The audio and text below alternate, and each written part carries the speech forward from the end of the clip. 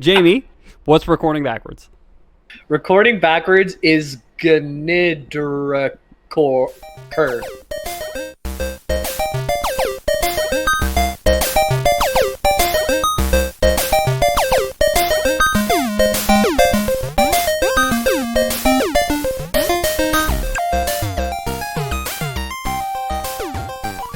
Lore boys here, and we have nearly completed our journey from this earthly plane to the kingdom of heaven. My name is Peter O'Donohue, and I am joined with... Coming at you live from Purgatorio. It's Ethan. So I moved to Purgatory because we talked about it last time, and I was like, well, there's two options, Hell or Purgatory. Hell sounded not so great. Purgatory didn't sound great. But I was like, it's better than Hell, and those are my only two options, so I'm gonna go there. So I'm glad, I'm happy with my choice.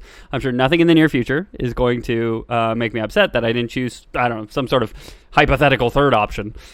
I mean, you're gonna be really upset that your real estate agent really cucked you on that one. Like, no, I got some very important information. I got my place in Purgatory for a steal. The only payment I have to do is I can't look backwards. I have to only look forwards. And I'm James Miller, the patron saint of processing wheat. Okay. Yeah. Okay. And James Miller, what's that backwards? Relim Samaj. That just sounds like a regular guy from like India. Okay. Yeah. That just sounds like a normal name. Police officer's pretty good. Recifo Isalop. Mm-hmm. Yeah, that's a good one. Tim Hortons, not Romit. Yeah, and you could do the whole like always fresh at Tim Hortons. Surf Siwalas, not Romit. Yeah. I think we've done this before. That's very so possible. familiar. In our Oh off my time, God. for sure. This is a callback to Jamie and me in high school. With, Yeah. with another guy, Will. Not much to do in a small town except for drive around and read signs backwards. Yeah, exactly. Yeah, that's true.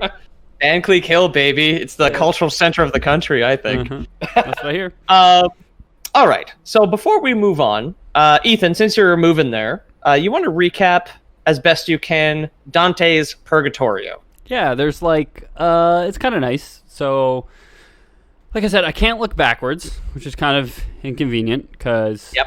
I'm pretty sure I moved here with my girlfriend, but I haven't heard from her since, so, you know. But we're walking up this hill. It's pretty great. At the end of each of the hills, when I first got there, they carved 7 scratches in my head, which is kind of, it sucks, but it's like, you know, homeowners associations, you know what you have to deal with. It's like, you know, I got to keep my grass a certain length. I got to let them carve 7 notches into my forehead. It looks kind of cool, to be honest. I gotta say, it looks really good on you. Yeah, well, I had them do it in a 7-sided star pattern, which I thought was pretty nice of them that they were accommodating at least that much. But it's nice because when you walk forward far enough, there's a nice pretty angel that removes a mark from your head, and then each time you get that done, you see a little bit more of her. All right. Pretty good. Jamie, you want to recap Dante's Inferno? There's this place called Hell.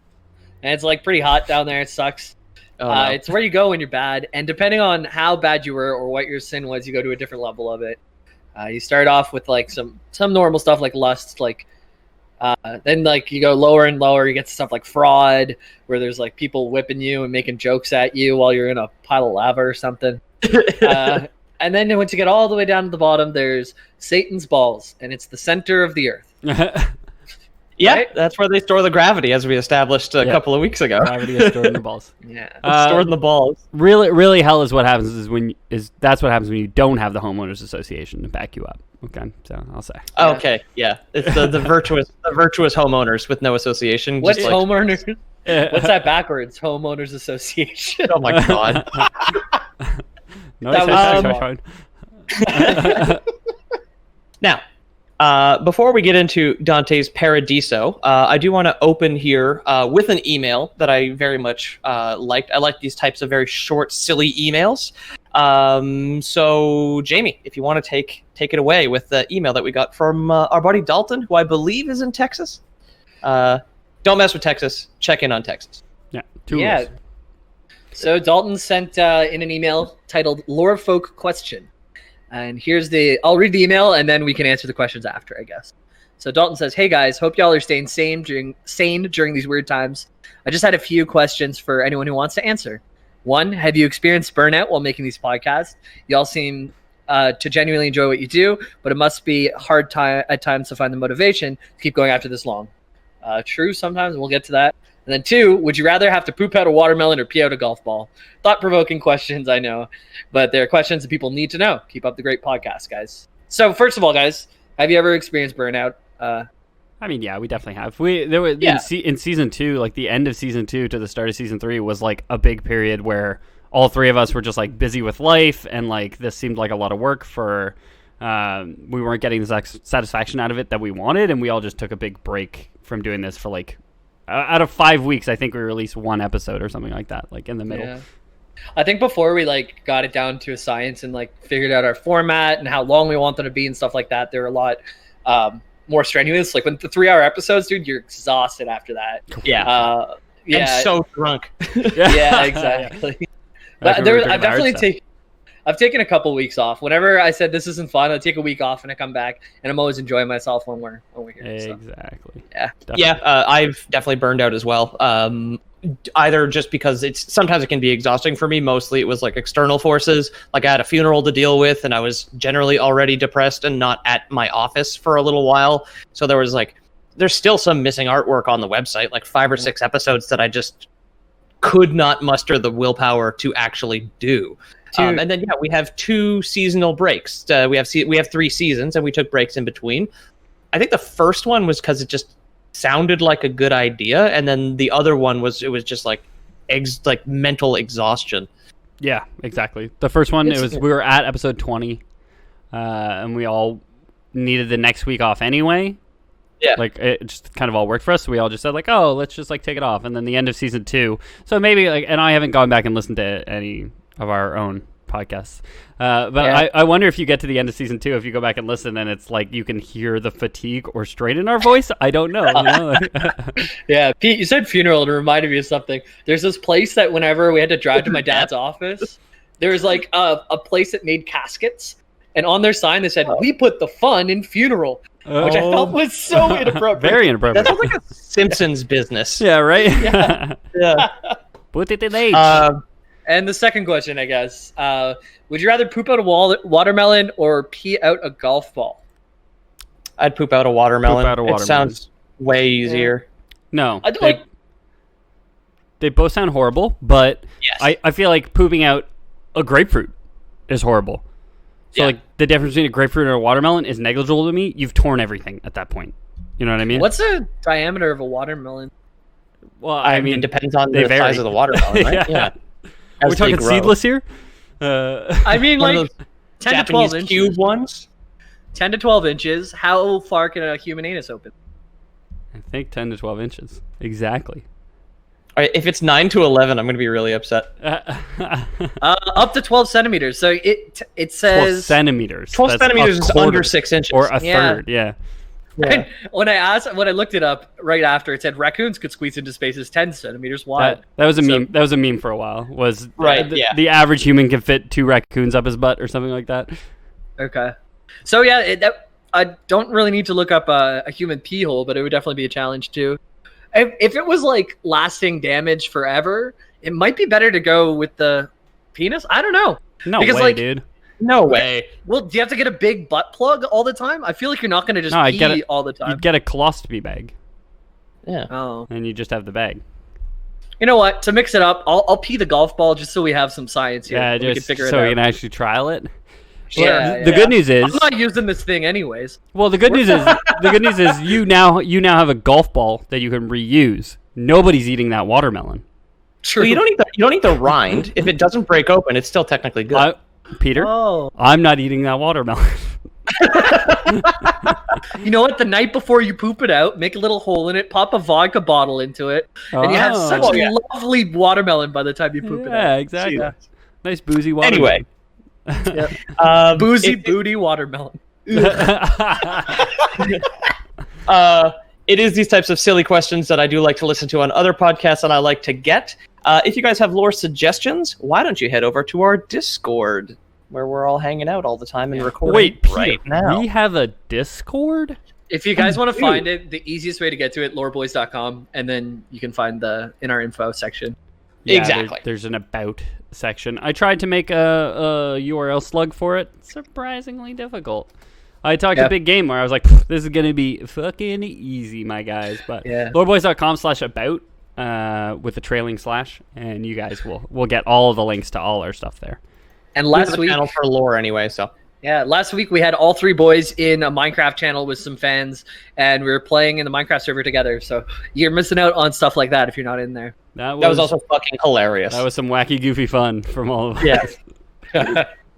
We built Peter a house, filled it with pumpkins and chickens. I tried to kill Ethan a lot, but he even tried to kill me, actually. No, I think you had it right the first time. You did try and kill me a lot, but... Well, I tried to trap you. You just tried to punch me, but I had a diamond sword, so it never worked out well for you. You had diamond sword and diamond armor, and I hit you with iron pants. Yeah, exactly. Anyway, that's what you're missing over there. And now we can move on to the episode. And again, if you want to contact us, loreboyspodcast@gmail.com. Normally those are read at the end of the episode. So you have to sit through a bunch of bullshit before you hear your own words. Can I just say, Peter, you missed the perfect segue of without further ado, because we're talking about God and Paradiso. Anyway. Can I say it now? Is French for God. Yeah. Adieu is to God. To God. And adieu is without further ado. Yeah. Alrighty. Well, when we last left our intrepid self-insert Dante Alighieri, he was resting one last time at the top of the mountain of purgatory after jumping through a horny wall of fire, which was intended, the quote is, to drain the lust from his balls, is a direct quote. Is a direct quote. It is not. Just drain the old man tank, huh? Just get it out there. Just a bunch of people just like jumping through fire and splooging all over the top of Mount Purgatory. It's got to be very stimulating. I mean, you'd think. But it was, if I recall correctly, they had to jump through multiple times, right? They were like hopscotching through it? Yeah. Exactly. They kind of like double dutch through the wall of fire, and they have to like prostrate to themselves and talk about the sin of lust before they're cleansed, and then they can go up to heaven. It's all in the episode. Go listen to Purgatorio from a couple weeks ago. Peter, why make God fucking so good if you no like it? Because you have to control yourself. We will talk about temperance coming up here, and self-restraint, which is very important. Good. I hope so. I hope someone will teach me the self-restraint to not buy a house in a diminishing neighborhood. Yeah, on a shitty, boring island. So, Dante, Vergil, and Statius, his poet homies that he's been traveling with now, continue up the mountain until they meet a woman named Matilda. It is still to this day debated who this is supposed to represent. It's like the movie, Peter. Come on. They do find a VHS copy of Matilda, but there's no VCR. Yeah, it's true. He's the stepdad or whatever the fuck. And the director. Oh. Yeah. It's a Roald Dahl novel. Just remember, everybody, Roald Dahl hates your fucking kids. All right. So much. But the Matilda in this is still in Purgatorio, is likely Matilda of Tuscany, the ruler of Tuscany from 1052 to 1115. She's actually one of the few medieval women who is famous for her military might. And Lore Boys canon, warrior queens of Christ are rad as fuck. Yeah, I mean, I'd give it to her. Oh yeah, dude. She could squat Jamie or whatever he wants women to do to him. Shot put. That's it. It doesn't need to be a woman. Yeah. It could be anyone. I just need someone who's strong enough to shot put me. Yeah. Okay. I'll see. Maybe I could do it one day. I eat like shit and gyms are closed, but maybe I'll do that for your birthday, for your 35th. Okay. You gotta get me over a chain link fence, though. That's what happened in the dream. So really work on your pushing strength. All right, give me time. How tall was the chain link fence, though? Because the material of the fence doesn't really matter as much as the height of the fence. That's like 8 foot. I don't know. What's a normal one? 8 foot is a very tall chain link fence. Yeah, that's like. Are they trying to keep people in or keep people out with that? Taller than me for sure. Because sometimes you get like the 3.5, 4 foot ones that are just like that's like a gate, you know? No, it was next to a football field in Saint Lazare. Okay. Yeah. Okay. We'll go with 8 foot, but it's gonna be you're diminishing your own pool here. In St. Lambert, we can go find the fence, actually, so it's fine. So sadly, we're not going to talk about St. Lazare or St. Lambert in this episode, but Okay. I'm sure they're relevant in some way. So Matilda of Tuscany was the primary supporter of Pope Gregory VII when he got into a bit of a scuffle with King Henry IV of the Holy Roman Empire in what was going to be called the Investiture Controversy. This is where the Pope had been undercutting the power of the Emperor and other European monarchs. This is kind of a branding thing. This was less of a controversy and really closer to 5 decades of civil war in Germany. And then it actually ended up giving rise to the Guelph and the Ghibelline conflict, which we have been over we all know multiple times. Yeah. Exactly. Which Dante was against the Guelphs, right? Dante, okay, he was a Guelph. Oh, he was for the Guelphs. Okay. And then after they lost, they separated into 2 mini Guelphs, and he was he basically was a loser Guelph twice. And then he got exiled. And then he got exiled. Like, remember? Fuck you! I'm writing a 1,300-page book. Okay. Yeah, exactly.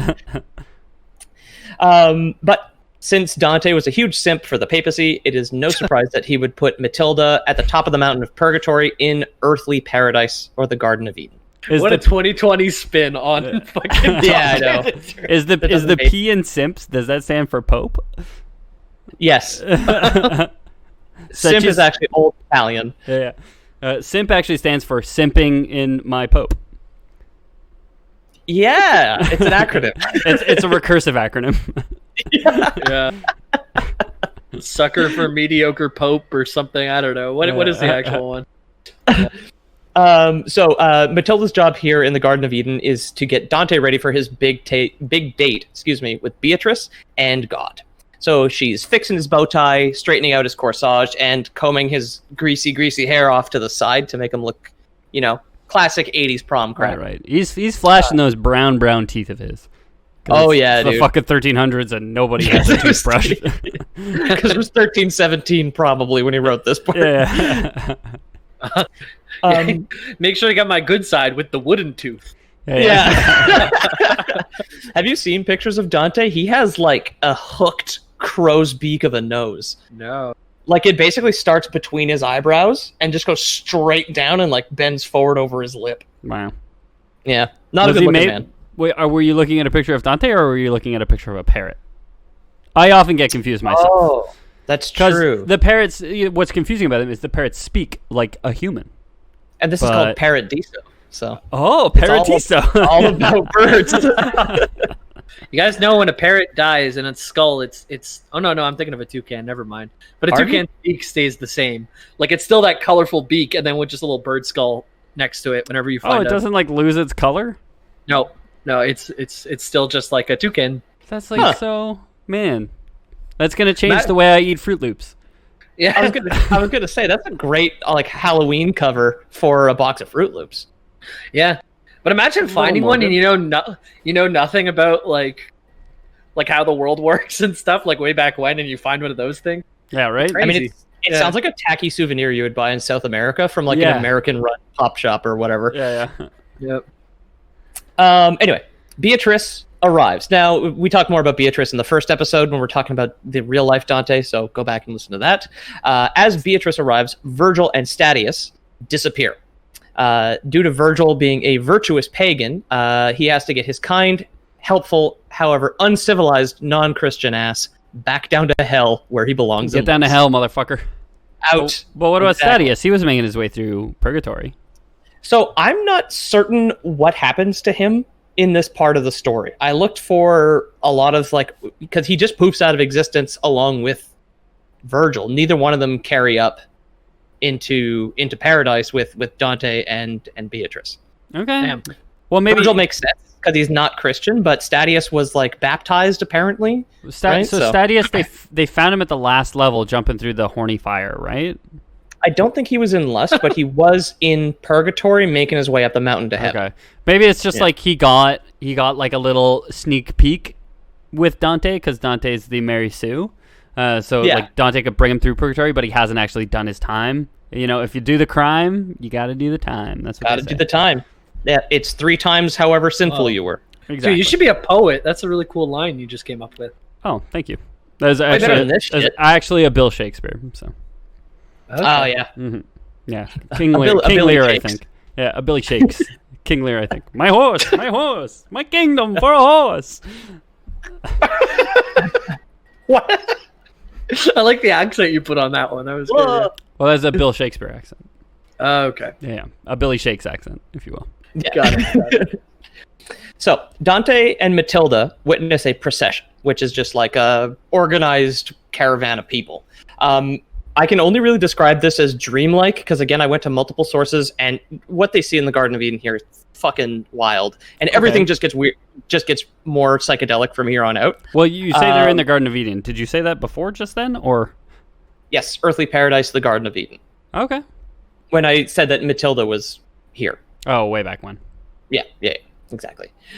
So I can't corroborate any like shape-shifting chariots or anything to that effect. So just let's get through it here. Just imagine now a 4-year-old Dante out of breath explaining this entire thing to his grandparents. Okay. So the procession is led by 24 elders, representing the 24 books of the Hebrew Bible. 4 animals, representing Matthew, Mark, Luke, and John. The 4 evangelists follow them. Next, Beatrice arrives and or gets onto a chariot pulled by a griffin. She is being circled by 3 women, representing love, hope, and faith. Behind them, there are 4 more women, representing prudence, temperance, justice, and fortitude. And then 2 more elders, representing the Acts of the Apostles and the letters of Paul from the New Testament. Okay? Then 4 modestly dressed people, representing James, Peter, John, and Jude, the author of the 7 Catholic epistles. Got 2 out of the 3 of the boys there. Yeah. And then finally, an old man shuffling along, representing the Book of Revelations. And who his I guess name will was name Ethan. So it's like Connie is short for Constance. Did Yeah. they call temperance like Temi? Tempe. Tempe? Tempeh.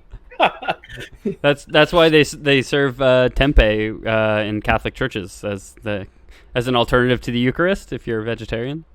Oh, yeah. It's Yeah, temperance, exactly. Some tempe. So, this procession arrives, and Vergil disappears kind of at this point, like without fanfare. He does not say goodbye. He does not tell Dante good luck. Tell God I said hi, whatever, let me into heaven and shit for all the work I just did. He just vanishes. It's okay. And so I know you did the research on it and maybe listened to the audiobook, but was Vergil's leaving described at all, or is that just like the last mention of Vergil in the book or the poem? No. So Dante does notice, and there is a solution to this problem, Okay. which I will get into in a moment here. So now here's where this procession itself is kind of normal looking. It's like a parade with a griffin in it, which is whatever. Every parade needs a float. Now the griffin that is pulling Beatrice's chariot pulls it over to a dead tree that's in the Garden of Eden. When he ties the chariot to the tree, it springs back to life and bears fruit. Turns out this is the tree of knowledge that Adam and that lying bitch Eve ate from to invent menstrual cramps or whatever. Whatever. Huh? The crowd from the procession then surrounds the griffin and starts like applauding at it, congratulating him on not eating from the tree of knowledge. Okay. Oh my god. A dragon that represents Islam shows up apparently at one point. And there was a dragon. There was a griffin, and he went up, and someone tied him to the tree, but they didn't eat the fruit. And then everybody clapped for them, and then a dragon showed up, and the dragon was Islam. Yeah, exactly. And now this is also like kind of cool because like despite the fact he's pretty hardcore Christian, we know since he had put King Saladin, who fought against the Christians in the Crusades, in hell because he's non-Christian, but in limbo, so he's virtuous. He's a virtuous pagan. Dante's not anti other religions, or at least parts of it, right? So that's pretty cool. Not anti other religion insofar as he can accept that some misguided soul can follow another religion and be a good person, but anybody that follows that religion instantly forfeits their right to paradise. Yeah, paradise and or purgatory. Like you can't even be redeemed. Yeah. Yeah. So I don't know. But I don't know if I would say pro other religions, but It's a comedy, though, right? So does he necessarily believe that all of these layers of hell and all the layers of going up to heaven exist, or? yeah, it's a traditional. allegorical. It's a traditional comedy. So comedy was literally something that any story. There was two types of stories back in the day: tragedies and comedies. Tragedies had sad endings, and comedy was anything that didn't have an explicitly sad ending. Yeah. It wasn't like a slapstick, like, here goes Dante up the hill of purgatory. Yeah, I know. But is he like really religious? Does he say that anywhere? Dude, he would probably fuck the Pope if he had the chance. So you can... Very, very pro papacy. Was not. Yeah, hardcore papacy. Yeah, super religious. You might say. Yeah, but I think most people in the 1300s were. It was just I don't know what you did. Do religion is the goal of religion to fuck the Pope? I don't get it. Yeah, that's how he's the last boss. That's the last boss in Christianity. That's when you win Christianity, you fuck the Pope. You just get beamed up immediately. Well, so like, I'm straight to the Vatican. You guys know me. I'm like an agnostic at best. But the second that there's a hot Pope, then I'm going for it. Then I'm just biding my time until there's a hot Pope that I can fuck. Dude, you're Jude gonna Law as the Pope. You're gonna go in that glass wagon and just steam it right up. Oh, like gonna the Titanic. Nothing but the handprints and the Pope's chest prints up against the glass. So, more crazy shit happens towards the end of the procession here. A giant shows up after the dragon, along with a prostitute. The prostitute represents the corruption of the church. She and the giant embrace and then leave together, possibly with the chariot. They just show up to grab the chariot and leave? They show up, hug, and leave. Okay, does anybody clap for them? Or no? Apparently, the only person getting credit for not eating from the tree is the griffin. Yeah.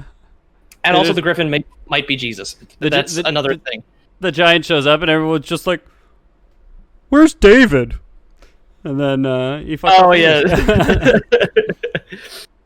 So, Beatrice has gotten off of the chariot. She walks over to talk to Dante. She expresses disapproval of Dante's sins, and then explains to him why Vergil poofed out of existence. But then she's like, don't worry about it. Swim through the river Lethe, which is the river of forgetfulness that we detailed last episode. Not to be confused with the river of Lecce, which is the river of milk. No, that is a different river in the Garden of Eden. That's where God invented milk. Yeah. Yeah, that's it. It pours over the walls of a mountain. Yeah. On the third day, God said, let there be milk. And the river Lecce flowed. There was a river espresso, and they actually meet at one point and make. Oh, it's beautiful. Yeah, a nice cafe latte, a little flower. Yeah. A river cafe latte. Like. The Cappuccino Lake in the Garden of Eden is a sight to behold. I must say. So the Lethe being the river of forgetfulness, he swims through it, forgets about Dante, forgets about his sins, forgets about everything. So now that he's forgotten his sins, he's ready to ascend into paradise and then eat Jesus' famous hot wings and leave with a t-shirt, presumably. That is the second goal after you that's the true ending to Christianity. Yeah. You can fuck the Pope. You can fuck the Pope, but then it's like you also can if you unlock all the unlockables, then you can ascend to heaven and eat Jesus' chicken wings and leave with a t-shirt. Yeah. Jesus is probably robe really good. Yeah, his robe's so white and like clean. I just picture it with like little fingerprints of like chicken buffalo sauce all over him. Yeah. Welcome. Sit down. Yeah. And he's got a gallon of milk from the river Lecce because they're very spicy. Those chicken wings. Some people say that Jesus is the only man who's ever lived who can finish that gallon of milk challenge. Yeah. Could Jesus himself make a chicken wing so hot even he couldn't eat it? Oh. Wow. One way to find out. At noon, the procession is done, and all the weird transforming rituals and giants and dragons and griffins are all taken care of. So Dante and Beatrice decide Islam's gone from heaven. Yeah, it's finally out of here. Dante grabs a quick shot of water from the river Unoe to restore his positive memories, and then they're finally off. Unoe is an original river created by Dante, derived from the Greek words for good and mind. Oh, so it's not like one of the underworld It's not one of the underworld ones that he's just recycled into his poem. He was just like, fuck, I need one more river, and underworld's fresh out. And the milk one's kind of gross. It's going to be a long walk. It's going to get hot. Yeah, that's all. That name is also what you say at the beginning of "In the Jungle." That song. Well, that's why you can remember that song so well. It's good mind. I know we already had our animal fact of the episode with the toucan thing, but I tossed this one in here. Unoe are also a genus of marine annelid worm. Damn. Anal lid worms? Anal lid worms. I'd never like to have those again. My friend Mermy called out. He's like, dude, you guys talk about an animal fact every single episode. So I didn't realize, but I guess we do, don't we? Well, pretty much. Now we've got 2 and possibly more. I can't see the future. I may have written in other facts that I forgot about. That is honest to God something I spice up work from home mandatory meetings at work with. I always have an animal fact for meetings at work. Hell yeah. We also know that griffins need a round of applause too. That's another thing you learn. Yep, yes, that is true. Yep. Clean water, no fruit, and applause is how you have a healthy griffin. Clean water or milk. Cow's milk is acceptable. They can handle dairy. And a huge fucking litter box. That lower cat half is big. But they have like bird poop, which is all liquidy and gross, so it's way harder to clean up. Yeah. Well, not in the litter box. Well, no, litter boxes aren't that great. I mean, mine's cheap. I mean, litter boxes are pretty good for cleaning up liquid waste. Like that's kind of their thing. So, after drinking from the Unoe, Beatrice tells Dante that God is in outer space and it's time to fly. She is going to guide him now through the 9 celestial spheres of heaven, to the Empyrean, where God lives, bringing us into Dante's Paradiso finally. Now, this is like more of a historical thing here. Dante knew that the Earth was round, but his understanding of the solar system was less scientifically accurate, so we give him some credit where credit is due for the 1300s. In Paradiso, the solar system is described as being geocentric, with several concentric spherical layers surrounding the Earth like a jawbreaker candy or like an onion. So everything is like a shell sphere around the Earth, which is at the center of this geocentric model. It's like cross-sectional of a parfait.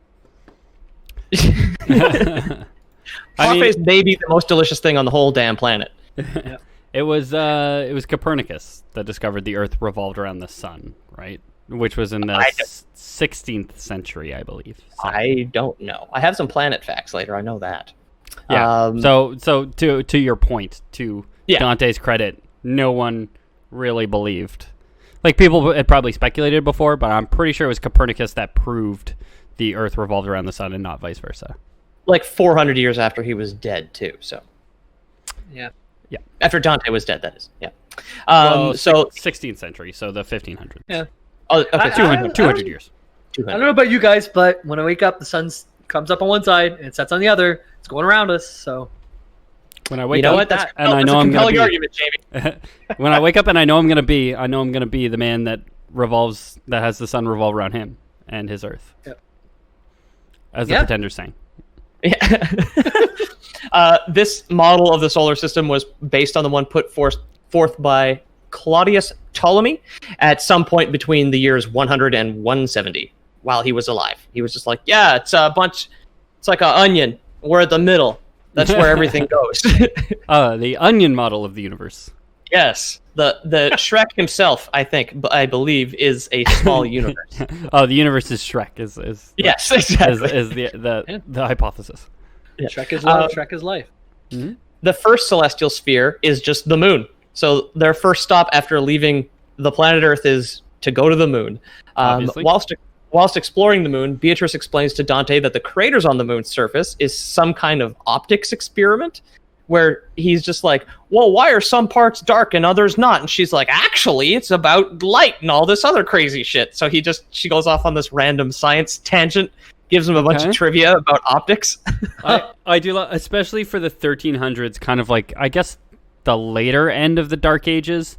where like science was really took a backseat to religion for a good 500 years. And just to be like, I'm writing this like epic poem about my religion, Christianity, and you know what? I'm gonna throw some fucking science that I know, having never looked at a telescope before in my life. Like, it's basically the 14th century equivalent of like a Snapple fact. Yeah, She just throws out there when they go to the moon. And the stars are holes in the blanket that we tuck the Earth goodbye, good night into. We'll get into that. We'll get into that part. Oh, good. The souls who live on the moon are the inconstant, meaning changing or variable, people who lack the virtue of fortitude and abandon their vows. My doctor told me I'm inconstant. I don't think that's what he said, Jamie. You might be on the wrong medication. You might want to call him back. Okay. So here they meet the soul of a woman named Picarda, who was the sister of one of Dante's childhood friends, Florence Donati. Picarda died shortly after being forcibly removed from her convent. Doesn't sound like it was her fault, but she lives on the moon now, which is better than hell. Sounds pretty rad, honestly. Cool. Can I ask if we're gonna meet Dante's childhood friend, Mr. Donati, somewhere in heaven? No. Could I get that spoiler? Because I would have loved that. It was like, yeah, my good friend from childhood, he's up in heaven, but his bitch sister, she's living on the moon now. Don't you worry. Dante's Mary Sue tendencies are on full display the deeper they go into outer space. Okay, so good. don't Yeah. worry about it. Good. So one of the things that I find funny here is there's like this commonality of why I chose these two people that he meets. The other woman that he meets on the moon is Constance of Sicily. She was the empress of the Holy Roman Empire as of 1191. And if you ask Dante, she was also forcibly removed from her convent and made to marry Henry VI. The commonality between these two moon nuns is that they had their vows broken by force. Beatrice, however, explains that your vows are a contract with God and are way too important to be broken. Therefore, you should not comply with force, meaning she just kind of, it's like a weird endorsement of martyrdom. Yeah, should have martyred yourself, idiot. Like Exactly. Just like, well, fuck you.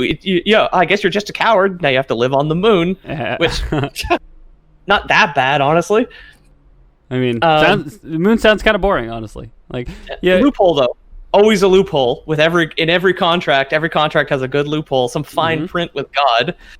If keeping your vows endorses a greater evil, then it's all cool to break your previous vows. This is how Beatrice rationalizes Agamemnon's sacrifice of his daughter during the Trojan War, which has come up a lot in the comedy. Gold medal. Good. Yeah, exactly. So gold medal, Dante's favorite thing, Pope. Silver medal, Trojan War, and he does not like the Greeks. He does not like the Greeks in that story. Agamemnon going to war because his cousin's wife left him for a Trojan or something? For Paris? I don't fucking know exactly. Sounds justified, yeah. But remember, like, in fraud in hell, which is like the second to last layer, counselors of fraud are like the two guys who told someone to build the Trojan horse. So he's not a fan of the horse side of that fight. But he is a fan of the fact that they went to war, just not the fact that they... Well, he's forgiving of Agamemnon, because Agamemnon was the Greeks, like they were the ones that invaded Troy, and so Agamemnon was the one that ordered the horse built, but I guess it was just the people that counseled him. Was Agamemnon not in Troy? No, I'm not. No, Agamemnon. In a while. Agamemnon in the Brad Pitt movie was the he's played by the guy from X-Men 2.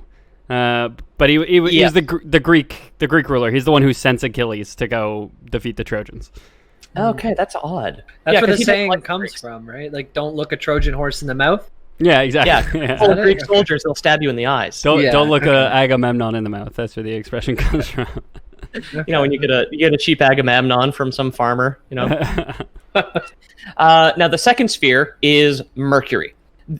They're not in order of distance from Earth, which is strange, but like as things rotate, I guess they get farther and closer to each other. Yeah, that's when they say so. Like, even in this geocentric model, however, it seems to be in my head like how he explains, like they go to the moon and then Mercury next. Yeah, so Pluto Pluto and the next farthest planet only get close to each other like every 350 something years. So yeah, like just based on their rotation and their speed, right? Like, since in the time Pluto was discovered, and to the time that Pluto was named not a planet, it had done like a quarter of a year it's like a Pluto year. You know what I mean? Yeah. It's funny you say that because I had a Pluto fact later on in the script. It still has not completed an entire rotation around the sun because a Plutonian year takes 247 years. Yeah, and it was discovered in the 70s, Pluto. Like in the 30s. There you go. Huh. Yeah, it'll be back where we found it in 2178, I believe. It's written. I wrote it down later on. Yeah. The only thing that lives on Pluto is toucans, actually. Oh, yeah. Animal fact 3 for 3. It's where Fruit Loops come from. Yep. That's why Pluto doesn't have any rings. Mr. Sam, we ate them all. Mr. Sam brings us to brings them all to Earth for us to eat and the children. So the second sphere is Mercury and is reserved for the ambitious and those who want to tan real fucking fast. Yeah, no kidding. Okay. People here did good in life. However, they did good in pursuit of fame, thus were deficient in justice. So Mercury is entirely overtaken by the light of the sun. So too is this celestial sphere by the light of God.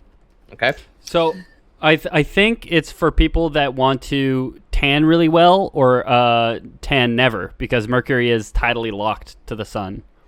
So there's one side of it that is always facing the sun, and there's the other side of it which is never facing the sun, so it's just wicked cold because it has no atmosphere. Yeah, doesn't Mercury have this weird border where the temperature drops like 500 degrees Celsius over the course of like a few miles? It'd be like 600 whatever, you know, it'd be super hot on the side facing the sun, and it'd be super cold on the side not facing the sun. Wild. Pretty wild. On Mercury, the pair run into Emperor Justinian, the Byzantine emperor from 527 to 565. Okay. Personal fact, he is known as Saint Justinian in the Eastern Orthodox Church, which is my church, or would be, if I believed in God. It's the one I was baptized into the Greek Orthodox Church, which is Eastern Orthodox, along with the Ruskies and the rest of Eastern Europe. You wear your crucifix? Oh, yeah. But that's because I don't have any fingernails. I just can't get the fucking thing off. The latch is too tiny. He introduces himself as Emperor Justinian, showing Dante that he kept his memories, but obviously his rank means nothing in paradise. Justinian speaks to Beatrice and Dante saying, "Wow, Dante, you sure are right about everything." Well, that's an unfamiliar thread for this story. Yeah, exactly. So far, it's all been people naysaying Dante. Yeah. I think that's a weird move to introduce yourself as an emperor. If you're an emperor, just introduce yourself as yourself, and your like attitude and everything should show that you're an emperor, right? That's why you'll never be an emperor, James. Yeah, that's the one and only reason why you'll never be an emperor. You got to walk the walk. You don't just talk the talk. No, they got to be egoists, man. Every emperor in the history of time has been like, "I'm the fucking emperor, dude. Me, emperor. You don't call me by my name. You call me emperor, okay?" Okay. So I guess I'm mistaking what makes a good leader with an emperor. Yeah, exactly. Okay. Exactly. Yeah, exactly. That's also why you'll never be a regular politician. But I mean, that shows his ambition, right? Like he's lacking in justice. So even in heaven, he's still like, "Oh yeah, me, moments from God, living on Mercury next to the sun, and I'm Emperor Justinian, by the way." By the way, he also refers to the French as yellow lilies. Huh. I mean, flowers. We were just in they're yellow flowers. We were just in rural Quebec, and there was a ton of lilies. But yeah, if you actually Google yellow lilies, I don't know if it's just because we're in Canada, but apparently they're called the Canada lily. And yeah, it's the wild yellow lily, the meadow lily, or the Canada lily. So I guess we're the yellow bellies now. Now, from Mercury, where do you think we're going? Mars? Nope. Going Jupiter. to Jupiter. Venus, baby. The hottest planet in the solar system. Venus is for the lovers. Yes. I mean, it's still sunny and hot in Paradiso, but there are no lakes of molten lead, sadly. So he missed that one. Venus is for the lovers, not the gross weird ones in lust or the lovers in purgatory, The good lovers, apparently, question mark in brackets. Chaste, faithful lovers. Yeah, I guess. An apparent personal friend is here on Venus, and the shockingly not Italian or already famous dead poet, Charles Martel of Anjou. Charles established the Hungarian House of Anjou, ruled Croatia, and then died of plague in 1295. Good for him. Yeah. He was 23. Got in a lot of good work. Wow, yeah, he did a lot in that time. Yeah. Guys, we're fucking 28. You're 29. I know. Pete. I know. I haven't established any kingdoms, and I've never even been to Croatia. Yeah. Have you even given any thought to your progeny? Come on. No, not really. Who's going to rule in your stead? Should you catch the plague? Take over lore boys. Yeah. Peter's the daddy of lore boys. Yeah. So Charles explains to Dante that society requires diversity to function, which likely meant slightly different kinds of Christians who all agree on the same stuff. Yeah. So Charles of Anjou would totally be like in one of those Twitter bubbles where it's just a bunch of people who just like circle jerk and retweet themselves. It's like 5-6 people. Yeah. Also on Venus was one of the lovers of Sordello. Sordello, which was Samuel Beckett's favorite character, we meet in Purgatory. So if you want more information about him, listen to our Purgatorio episode. His lover, who is on Venus, is named Cunizza da Romano. And Dante had actually met her in real life in the house of Florentine philosopher Cavalcante de Cavalcanti. And then I noted here with an exclamation point, because I guess I was sleepy, James de Jamie. With an exclamation point. Yeah. So is that person, de Romano, related to Ray? Yeah. Yeah, all Ray probably Romano. one of the originals. With Deborah or whatever? Yeah. When you go back far enough, it's all Ray Romano. Every Italian is Ray Romano. I gotta say, I'm looking forward to Jamie's episode on the lore of the Everybody Loves Raymond sitcom. The multiverse, yeah. It's got a lot of threads going on that one. And then finally, we have one more celebrity cameo on Venus. We meet Folquet de Marseille, who tells Dante that Florence was put on Earth by Satan, and that he planted the damned flower, the florin, which was their currency, and then money led to the corruption of the church. So, like, everybody is pretty in agreement so far up in heaven. Yeah. Who'd have thought? Yeah. It's not the church's fault for taking the money. It's the money's fault for making the people of the church take it. For existing? What? Yeah. Guns don't kill people, bullets kill people. Yeah. So now we move past the shadow of the Earth to the fourth sphere, which is the sun. What? Here we've hold on. I really thought Pinnacle would be sun. I thought that would be the last place we go. No, it's the fourth sphere. The fourth celestial sphere now is the sun. Now, I gotta say though, this is kind of telling that they kind of had some inkling of how close certain celestial bodies were, like the fact that they went Mercury, Venus, like they just got those two backwards, right? Yeah, and then the moon first, and then the sun, which I don't think is closer than Mars, as far as I know. No, definitely not. No. It goes Mercury, Venus, Earth, Mars. So Venus and Mars are the two closest planets to Earth. Like it's closer than Mercury for sure. Yeah. But it shows up in the sky way less. Whereas Mercury shows up very often. Like right. Every couple weeks, Mercury will show up in the sky, depending on what latitude you're at. But it's in retrograde all the time. I hear my people talking about it. How retrograde works is because, and Mars can be in retrograde too. But the thing about Mars is it's not visible when it's in retrograde because it's on the other side of us compared to the sun. So when Mercury is in retrograde, you see it move backwards across the night sky. So if you're tracking all the stars and you see Mercury, it's moving in one direction, and then for a brief time, it's moving back the other way, and it's because it's orbiting around in a weird way. I won't be able to explain it coherently, but you can watch like diagrams that show you how like Mercury moves around the sun, and it makes it appear as though it's moving backwards in the night sky. And that's what Mercury being in retrograde means. But it's just the shutter speed on our eyes, like whenever you look at a car wheel. Yeah, whenever a camera films a helicopter and it looks like the rotors aren't moving at all. I mean, you probably explained it slightly better than Dante. So Definitely. the sun represents the wise. This sphere is really ethereal and weird, consisting mostly of singing orbs of light. The first 12 orbs encountered, and we will not get into all of these people because it'd be way too much. The first 12 orbs are Thomas Aquinas, who we have talked about before, Albertus Magnus, who probably invented condoms. Dude, he sounds like a Chad, whoever he is. Right? Yeah. Albertus Magnus. The one square spirit of light is Albertus Magnus. It's got butt chin and everything. Yeah. Then we have Gratian, Peter Lombard, King Solomon, Dionysius the Areopagite, Orosius, Boethius, Isidore of Seville, Bede, which is just B-E-D-E. Bede? Bede, yeah. I don't know. BD1. Richard of St. Victor, and this is my favorite one, Siger of Brabant. And Sorry. What's your name? That's somebody who snuck into heaven, right? Like, what's your, like Saint Peter at the gate? Like, and your name? Siger Brabant. Sorry, what was that?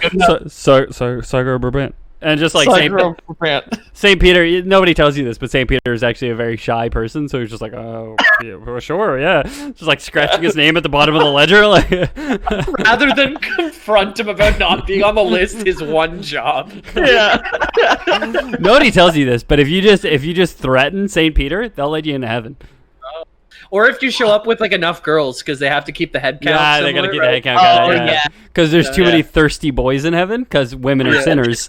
You know? Well, yeah, dude, you've got like Albertus Magnus and his whole crew of other ghost Chads are all up there in the sun. You got Albertus Magnus. You got Chadus Big Dickus. You got whatever an Areopagite is. Right, like I said, I'm not going to get into these guys here. But Thomas Aquinas, who we talked about previously, talks to Dante and Beatrice the story of Saint Francis of Assisi, who founded the Franciscan order of monks and is one of the most famous figures in all of Christianity. These are the like classic-looking monks, the bald heads, the brown robes. They're like poor by choice. Those guys. Yeah, good people. Yeah, exactly. 12 more singing lights appear, one of which is Saint Bonaventure. We have a Bonaventure station on the Montreal Metro. There is like a huge list of shit just named after Saint Bonaventure. He was a real person. He had a near-death experience as a child, and he believed that he was saved by the prayers of Saint Francis of Assisi, and then joined the Franciscan order in 1243. He studied in Paris and has a feast day on July 15th. So happy belated Bonaventure Day. Yeah. That's my brother Cameron's birthday. I didn't know birthday, Cam. Yep. Happy belated birthday, Cam. And also St. Bonaventure. Yeah, I think Bonaventure will listen before Cam does. Well, it's not Bonaventure's birthday, though. It's just his feast day. It's his feast day, yeah. True. He then tells the story of Saint Dominic, the patron saint of astronomers, which is fitting since we're out in space now. Clearly Dante, as misguided as he was, like in hindsight 2020, he clearly had some sort of passion for astronomy and like the way the planets moved, right? Yeah, I mean, there's always the classic. He's a pretty classic like intellectual of the time, where they just like read and study everything because they're like one of 10 people on Earth who can even fucking read in the first place. Exactly. So they've just got family money, and the wealth gaps are like fucking unreal. So it's just like daddy left him some money, so he spends his whole life just fucking reading and philanthropizing or whatever. Like getting kicked out of Florence. Yeah. So now they're hungry for a little bit more traditional sci-fi. So Dante and Beatrice finally go to Mars, which is home of the warriors of the faith. Well, I was gonna say that's the Roman god of war, right? So yeah, exactly. These are people who had enough fortitude to die for their cause, unlike the cowards on the moon.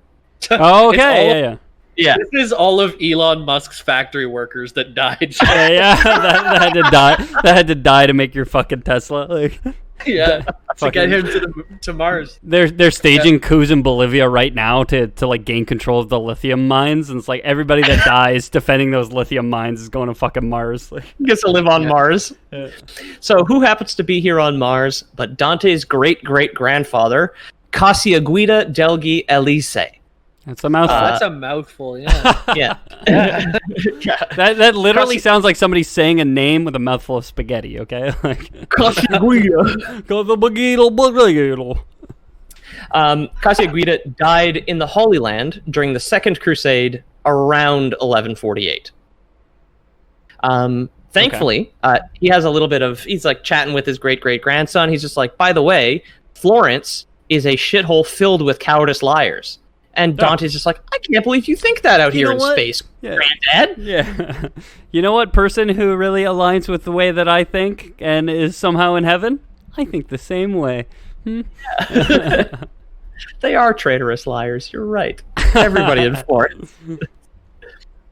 Now, also, so Cassaguida is also like the in-text reason for the existence of the comedy, because while talking to Dante, he's just like, you should probably tell people about this crazy journey you went on. You've been taking notes, correct? Like, you wrote down some of the people you talked to in hell and purgatory, and you're going to tell them about heaven too, right? Yeah. So he's the reason the whole thing was written from the text. He's the original Lore Boys canon? Yeah, exactly. Cassaguida was like, Lore Boys canon, this all happened, right? And Dante was like, you know what, you're right. Dude, made the first knock joke or something like that. Yeah. The first joke ever recorded, I want to say it's Sumerian, and it's has there ever been a woman who sat in her husband's lap and did not fart? That's the first ever joke. Who's there? I looked it up. The first knock joke apparently was in it might have been from Macbeth in 1606. Okay. Oh, who knows? I'm familiar. Billy Shakes I'm familiar at it again. Yeah, Billy Shakes. There we go. Billy Shakes having a comeback. Can't get away. I'm knocking here. Yeah.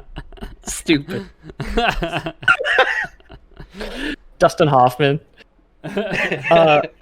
Other Martian warriors of Christ include Charlemagne, who apparently hated drunks, and Joshua, who was Moses' assistant, who then became leader of the Israelites when Moses died. He's also a tree for hippies.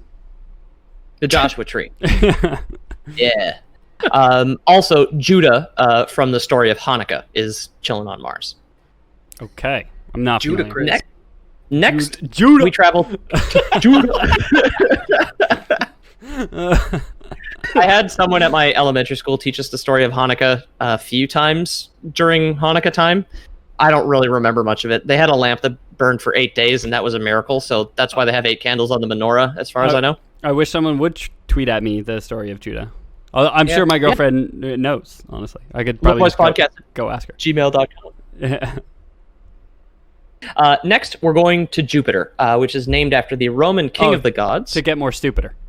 Yes. Yeah, Dante specifically was just like, I need to get dumb now. Yeah. Got him. I've been to Venus to get big penis. Now gotta go Jupiter, get more stupider. I didn't look up the Latin for that, but it's definitely in the text. Yeah. I'm sure this is what the classic literature would want us to read it in. Like, yeah. This is how it was meant to be. Yeah. I'm sure there isn't like a Harvard professor spinning in his fucking grave right now as we record. I'm sure there's a lot of people out there writing their theses on Dante's Inferno that are stopping off to listen to the Lore Boys podcast to hear what we have to say on the subject. Oh my god. I hope so, honestly. I mean, we are kind of the authority when you think about it. I mean, how many other podcasts have covered this to this extent? How many other people have talked about this? I mean, I don't think anyone. Mm-hmm. Yeah, I found this old dusty tome. We all know the theory of gravity, but we don't know where gravity comes from. And now we know it's Satan's balls. Yeah, exactly. Yeah. So, Jupiter's, again, very weird. It's not really like a physical realm, which I don't think he knew that it was not a solid object, but there's not like people here. They're like a football cheer squad. So like a bunch of souls, which appear as like bright lights, organize themselves to spell out diligite iustitiam qui judicatis terram, which is old Italian for love justice, ye that judge the earth. So they're just there going, give me a D. Give me an I. Yeah. Give me an L. Yeah, D-I-L, exactly. Finally, the souls that form the M of Terem, which is the last letter in their saying, like fuse together and form into a gigantic silver eagle embossed with gold, who communicates telepathically with Dante. Okay. Now this has really become Dante, right? Like, he had a good D&D game with his friends, and he's decided to self-publish the book of the story of his D&D campaign. Pretty much, yeah. So he speaks to the eagle for a little while. Now, there was one like aside just on the Wikipedia page of like sculptures of eagles around Europe are all in a similar position, and it's supposed to be the letter M from Terem from this old Latin saying. So, like, if you look at an eagle, visually you're not going to be able to visualize this, but if you draw a line from the tip of the feathers to the wrist of an eagle, and then down to like where its belly button would be, you can kind of overlay a letter M over a sculpture of an eagle. Now, when you say wrist of an eagle, I was picturing a shoulder of an eagle. No, because the wrists are where the feathers would point downwards from, right? Okay, yeah. Yeah. Then up, and then... Think of when you're drawing birds and you don't know how to draw very well. They all look like little M's. I mean, when I do that, I just trace my hand and make a turkey. Gobble, gobble, baby. Yeah. If you ever want to spice up your sky, just make little M's and it looks like faraway birds. Jamie really did paint a picture for me here. Okay, Peter, you lost me when you started talking about wrists versus elbows. I don't know. Jamie with his M's got me. I get it. I'm there. Little seagulls. On Jupiter, we come across Emperor Trajan, who was given by Thomas Aquinas back in Inferno as an example of a virtuous pagan, who absolutely totally converted to Christianity before he died in 117 AD, unlike that idiot Vergil, who we miss and love very much. But we have since forgotten about because we swam through that river that wipes your memories. Right. Vergil backwards is Ligriv. But he swam through the river that restored his good memories. Was Vergil not a good memory? Apparently not. He bathed in the milk of memory. The memory milk. The memory milk. He went through the river Lecce, and he's sweaty now. So on the subject of Vergil, he was like a Trojan that he wrote about in the Aeneid appears in heaven as well. This is Ripheus, described as the most just Trojan, and he gets to come to Jupiter because he was apparently saved at the last minute by the Christian god himself after he was taken prisoner by the Greeks. Okay. For a second, I thought you were going to tell us the name of the Christian god, but it's just God, isn't it? Yeah, it's just God with a capital G. Dang. So, yeah, Ripheus was saved by God from the Greeks during the Trojan War, and he's on Jupiter now as well for some reason. But again, this is a technically fictitious character from the Aeneid written by Vergil, and again, Vergil has to stay in hell. Yeah, well, I mean, that makes sense, though. Goofy from the Mickey Mouse is going to be in heaven, but I'm not going there. Which sphere? Probably the lust sphere, I would think. He's the only one who canonically has had sex. He's got a kid who looks like him. Yeah. He's the virtuous lover. He's the chilling on Venus. Yeah. Well, come here, there, you pretty girl. Gorge. It sure is warm. I'm engorged. Hey there, Maxie. So finally, the souls that formed the giant letter M and eagle speak as one and tell Dante of God's justice, which is frontier justice, because God is the rootinest, tootinest cowboy. Oh, for sure. God is just Yosemite Sam from the Looney Tunes. Big old beard and mustache. Got his fucking six shooters. Into the air. Yeah. That's always been my image of God, I think, since I was a young child. Yosemite Sam. Oh, wait a second. It is like an old biblical world. It's Yosemite. So he's probably one of the many sons of Judah who traveled with Moses during Exodus, right? Exactly. Yeah, exactly. Explain some of the erratic behavior, like flood the earth or stuff like that. He's just he's firing from the hip, you know? Yeah, exactly. Yeah, it's going off. Yeah. So, next celestial sphere, next celebrity cameo. The next sphere is Saturn, and this is for the contemplative, and those who represent temperance. So this is where we get battered shrimp and all that shit. Okay. All right, here we go. People who in life were beacons of self-restraint. Very boring at parties, but would likely not tell you about being vegan or the podcast they've been doing with their friends. That's me. We're talking about me when we're talking about temperance. We're talking about me, right? We can all agree. Mr. Totally. Temperance over here. So much self-restraint, drinking your beer on the podcast. Mr. Tempe. Mr. Tempura. Yeah. So here's where it kind of gets, again, strange. It's another, like, more and more ethereal the further away you get from Earth. On, in, or around Saturn, Dante and Beatrice speak to Peter Damian. Peter was born circa 988 AD in Ravenna, Italy, to a large but poor noble family, which for me I found like kind of like an oxymoron because I thought nobility was a byproduct of wealth. But you Not can necessarily. Yeah, I didn't know that. Yeah. You could be like have a lot of cars and a mansion and stuff, but they're all on lease, and you gotta gotta pay for them. Damien were famously in debt. So you can make YouTube videos and show off your cars and say how good you are at making money, and then people will pay you to like learn your method, but there is no method. So you can, if you're wealthy enough, you can buy a title, which is you pay to become a noble person. So like it is kind of inherent, but you can lose all your money as the nobility. Okay. But so I guess that's what would have happened to Peter Damian's parents here. Yeah. But if you're noble, presumably you own land, and if you own land, you can collect taxes. So presumably you're never out of wealth because you always have a workforce kind of thing. Right. But it would happen. They didn't seem to have much because after both his parents died, his older brother set him to work on a pig farm. So the workforce on this noble farmstead was the nobility themselves. Another one of his brothers, Damianus, took pity on him and figured that education was better than pig farming. And if it was like the year 1000, I would probably agree. He would have been like 12, 13 in the year 1000. And like being ankle deep in pig shit is probably more hazardous to your health than drinking water at this time, right? Drinking water at that time was really dangerous. So, but imagine wallowing in pig shit. I mean, it's just on your feet. I don't know. I don't know, man. Did he wash his hands? What if he scratches his foot? Takes off his gross sandals or whatever. That is true. Yeah. I don't know if do you wear sandals to. I guess when did they make boots? I don't know when they invented boots. When does boots be invented? It's not Blueble. Yeah. Where's the good Dr. Martin on this? So, thankfully, this was a good choice because Peter was an absolute legend. And by the age of 25, in 1013-ish, he was already a renowned teacher. And now he's up on Saturn.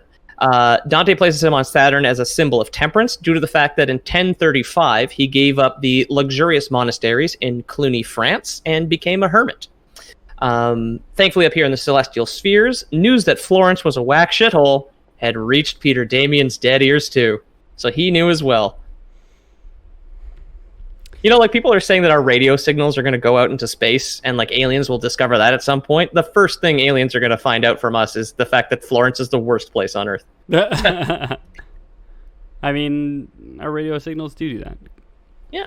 Also on Saturn, Beatrice gets hotter. Oh, good. Yeah, it's groovy, right? Can I also just say I really hope. So Dante has messed up the order of a few planets so far, and I really hope he messes up the order of the last two planets, and Uranus is the pinnacle of Paradiso. Well, obviously we'll be getting to that next. I suspect our sphere of like expanding radio, though, like the first thing that's gonna reach the aliens is like back in when was radio invented?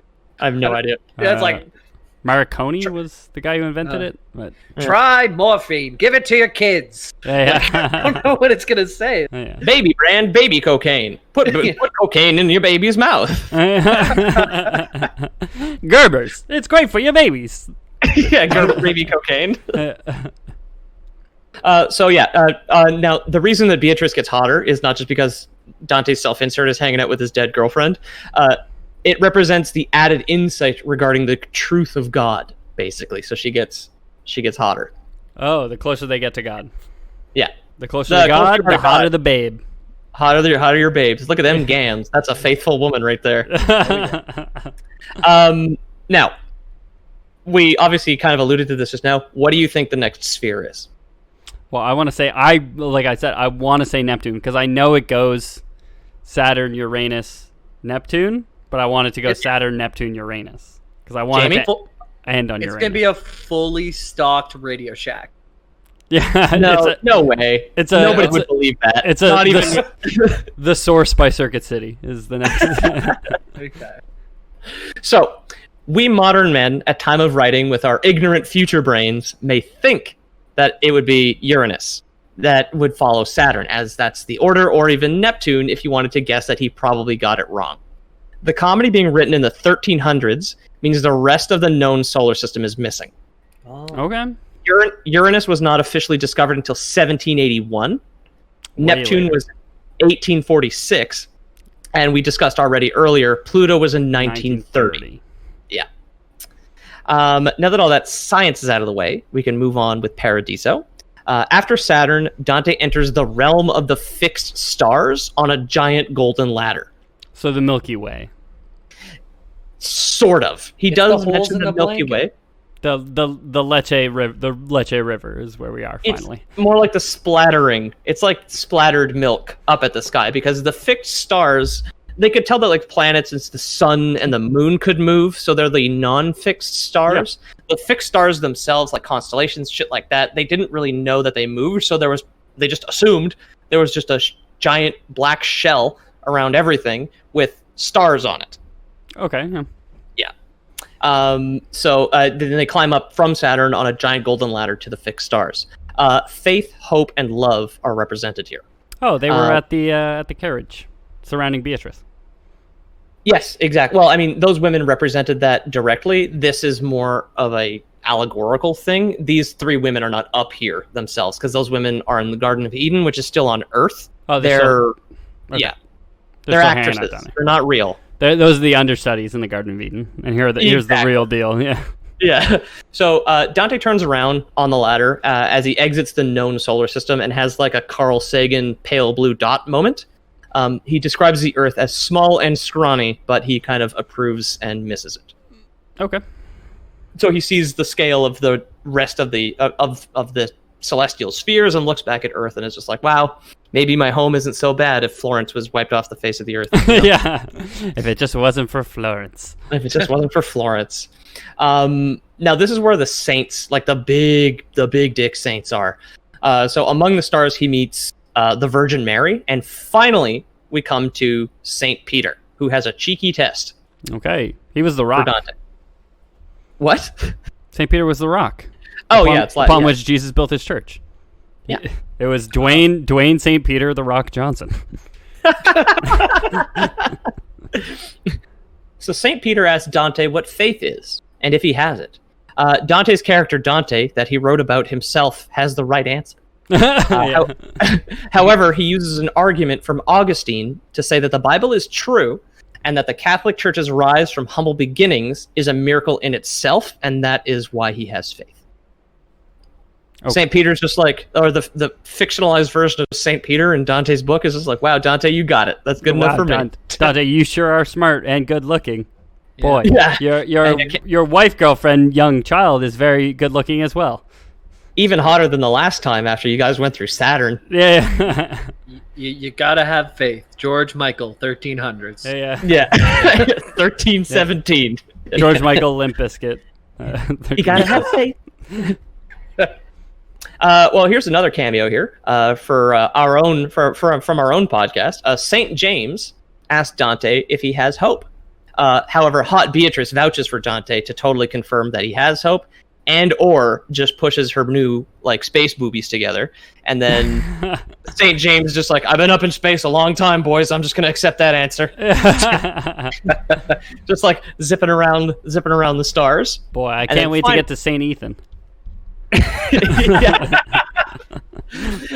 The next guy to test him is Saint John. Saint John asked Dante if he has love. Dante states that his understanding of love comes from his experience on the mountain of purgatory, where he learns that all sin is deficient love.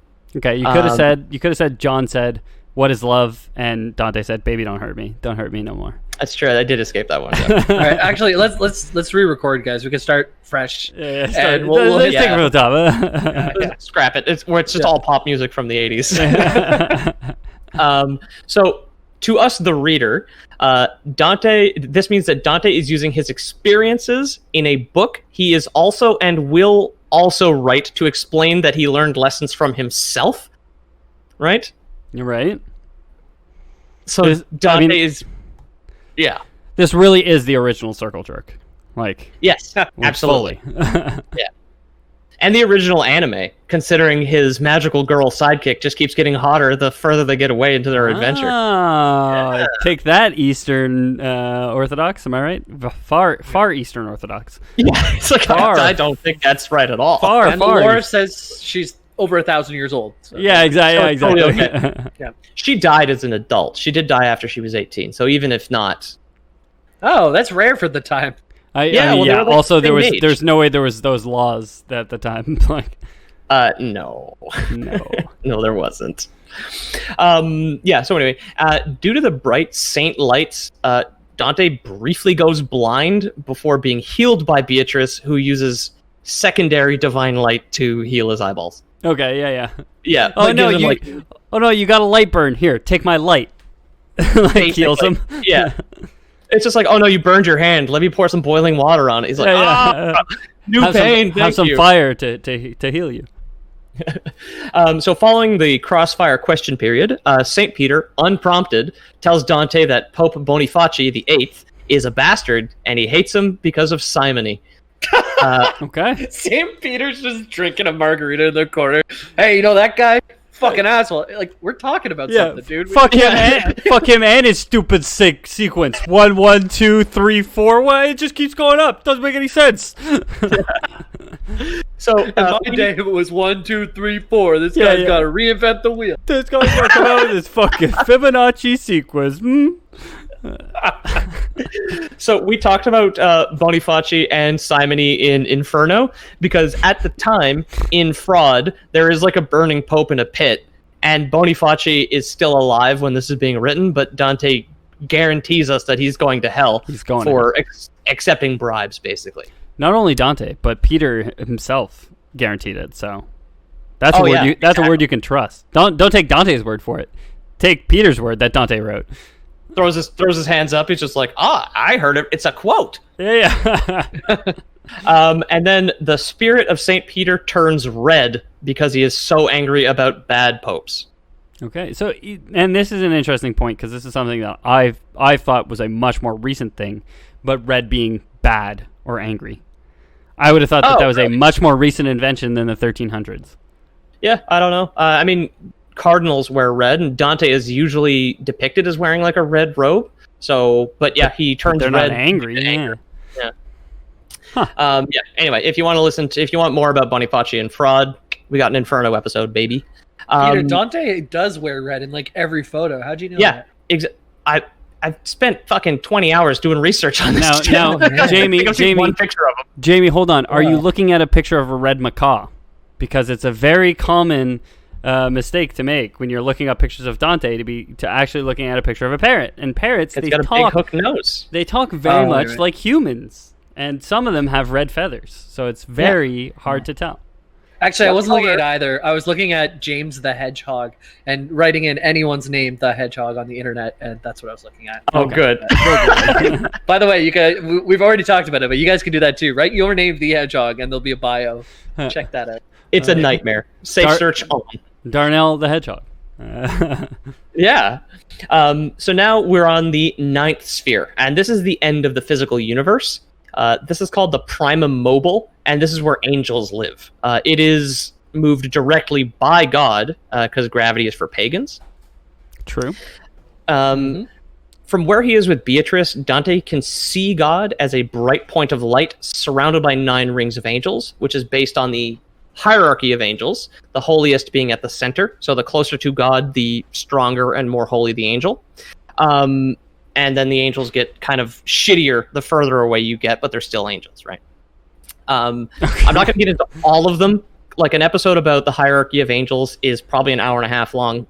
in itself. I would probably love to do that because researching all this old Catholicism has been really cool. This is the Newtonian model of the angel. Yeah, exactly. So at the center of the ring are the seraphim, which are the strongest angels, and they're usually depicted as like golden beings of light with 6 wings. There's some other ones, like some of them are just like interlocking wheels covered in eyeballs. That's apparently an angel, something like that. It's all That sounds very. And to me, I had it in my mind as like that was the biblical depiction of angels. Was they were like these like otherworldly, like Lovecraftian beings that were just like horrific, but also very holy, apparently. Yeah, well, like there are humanoid angels that are just like people in robes with wings, but they're archangels and regular angels, so they're the 8th and 9th ring on the way out. And then you've got stuff like cherubs, which are not the cute little babies. Cherubs are apparently 6-winged, multi-faced monsters that are just also covered in eyes. So it's all very strange. Like I said, Angel episode one day. Where was I? Dante's Angels. It's Charlie's Angels, but Dante's Angels. Right. Oh yeah, Cameron Diaz plays a interlocking wheel of eyes and light. And, that's a real breakout role. You got that wrong. She's all legs. Now, while traveling through the Prima Mobile and observing all these terrifying-looking angels, Beatrice takes a little bit of time to the side to talk shit about preachers of Dante's day. So, okay, of course. There's never anything too interesting to see out here on our way to heaven that we can't just stop and bitch for a while. Yeah, that's it. We're never so busy going on this soul-searching journey to stop and complain about Florence and how shitty it is and all the people that live in Florence. Just because we're hurtling through space doesn't mean things have gotten any better down there. Ascending beyond the realm of existence now, Dante enters the Empyrean. And since Dante invented... Oh, excuse me, I said that already. Dante... I fucked this up. There's a typo here.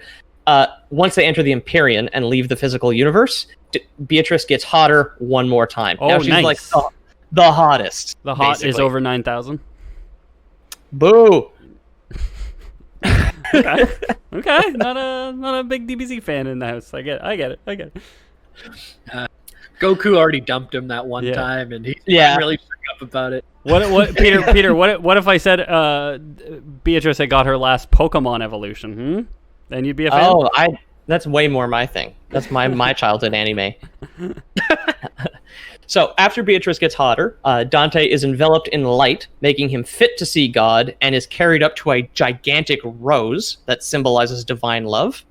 Angels apparently like fly around it like bees, which is from the actual text.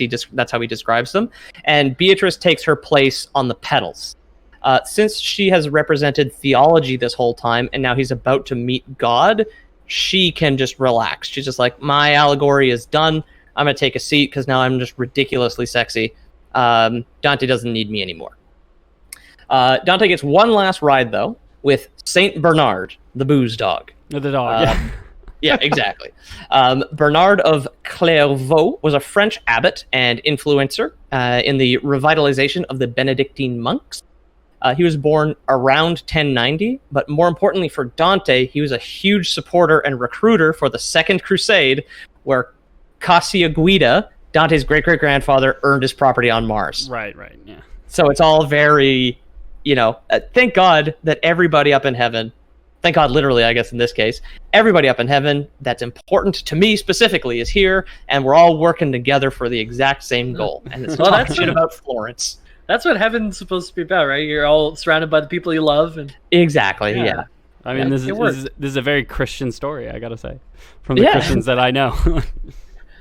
Saint Bernard explains predestination, the idea that all events have been willed by God, and prays to the Virgin Mary on Dante's behalf, and then Dante comes face to circle with God himself up in the Empyrean. Yeah. What's he look like? Is it the guy with the guns? He's a circle, yeah. It's a much weirder interpretation of Yosemite Sam than I'm used to, but it's still, you can see how it's still inspired by Chuck Jones at the very least, so I'll get into the description in a moment. Dante, having been purged of sin, gone blind, had his sight restored, is well beyond closing his eyes in the presence of angels like he was in Purgatorio. God existing outside the physical world is described as something equally impossible. He is 3 equally sized circles of light that occupy the same space at the same time, representing all at once in the same area the Father, the Son, and the Holy Ghost. Within these circles, Dante can make out like the human silhouette form of Christ, and then the comedy ends with Dante trying to figure out how these circles fit together and how the human form of Christ fits with the circle of the Son, that's S-O-N. However, regarding this knowledge, Dante says, that was not a flight for my wings. Cool. And that's it. That's the God end. is a multi-dimensional being. He's a bunch of rings of light that all sit together. God is a vampire. So that's it. That's the Divine Comedy. We did it. We started on a shitty hill in a dark forest where we were accosted by a she-wolf, a lion, and a leopard, and now we're outside of existence, looking at a silhouette of Jesus and a beam of light. We went down for a while. We pivoted on Satan's balls, and here we are. It's an interesting facing Cameron line. Diaz. the angelic horror that is Cameron Diaz. Yeah, so we went all the way down to the deepest depths of hell, then all the way up to the highest heights of heaven, and in only 3 hours. Wow, that was pretty good, guys. And we left the universe itself. Yeah. Wow. So that's it. I had a lot of fun researching this. I like the complete madness that Paradiso devolves into, of like dancing orbs of light forming into giant bronze eagles or silver eagles rather, and like telling Dante psychically about the rule of God and shit. It's just like, okay, man. But for anyone, I guess, that listens to our Dante's episode that doesn't like our video game episodes, this really reminds me, like the whole through arc of Dante's Inferno really reminds me of our previous episode on Kid Icarus, the video game, because it's just so like off the walls bonkers at times. But it's because Kid Icarus was clearly written by somebody who lives in the 14th century and just doesn't understand how things in modern day work. Like, I don't know. So I have been your host and, worthless pagan guide, Peter O'Donohue. You can find me at Pete O'Donohue on Twitter, or at Loreboys Podcast on Instagram, or theloreboys.com. Ethan, if I wanted to, I don't know, hang out with you, but you weren't as hot as you would potentially become, how would I do that? If I was just hot enough, not too hot, not too cold, you could reach me on the Goldilocks Twitter at Ethan the Deadman. If you wanted to leave the show a review saying very hot, not too cold, please do on iTunes or whatever app you guys use. It super, super, super helps us out. Find new listeners, find more people to grow the community. As we mentioned earlier, we have an email that you guys can send emails to, contact@loreboys.com, or you can go to loreboys.com/about and find all our contact info there, all our Twitters, all our Discord, all our everything. So please come join the Discord, come hang out with us. And Jamie? Yeah, my name's James. I've been 1/3 of your hosts, and you can find me mostly on the Discord. That's where we play the game. So like Ethan said, loreboys.com/about, or just go to loreboys.com and click on that little about section, and there's a way to get into our Discord. I want to see more people there, so come hang out. And anybody who wants to support the show financially, we, of course, have a Patreon, patreon.com/theloreboys. And if you like the show and want to support but don't quite trust Patreon, then why not reach out to us at Lord Boys Prime. Our Lord Boys Prime is something we've had since day one, where we offer you guys some of our cool inventions in return for your hard-earned florins. So you guys know we are inventors first and foremost, and believe it or not, we have invented the sexy rare candy, the thing that can evolve you from what you are now into the sexier Saturn-like version of yourself. So just send us your shipments, and we'll send you a packet of rare candies. We'll send you one evolution per thing. Your stats won't go up. You will have to, but just from a vain point of view, from a purely aesthetic point of view, you'll be much sexier than you were before. Yeah. Ethan, it's weird, 'cause Ethan designed them, and I ate mine, and I stayed the same. So you're already perfect. Yeah, I guess through Well, honestly, how they all work is they just make anyone look more like Jamie. So okay. just whoever eats it, you'll just get one step closer to Jamie. Then if you eat 2, everyone ends up as Jamie. The second one is there. So you end up, the first one gets you halfway there. The second one gets you the rest of the way there. Our personal James Miller is already from beyond the prime of mobile, so he's already as sexy he's as sexy as he's gonna get. He is just a massive flesh covered in eyes and wheels. So as angelic as they come. And I think that constitutes Lore Boys. a comedy out. Lore Boys Divine Comedy? Oh, Outside of the known universe? Yeah. Lore Boys out.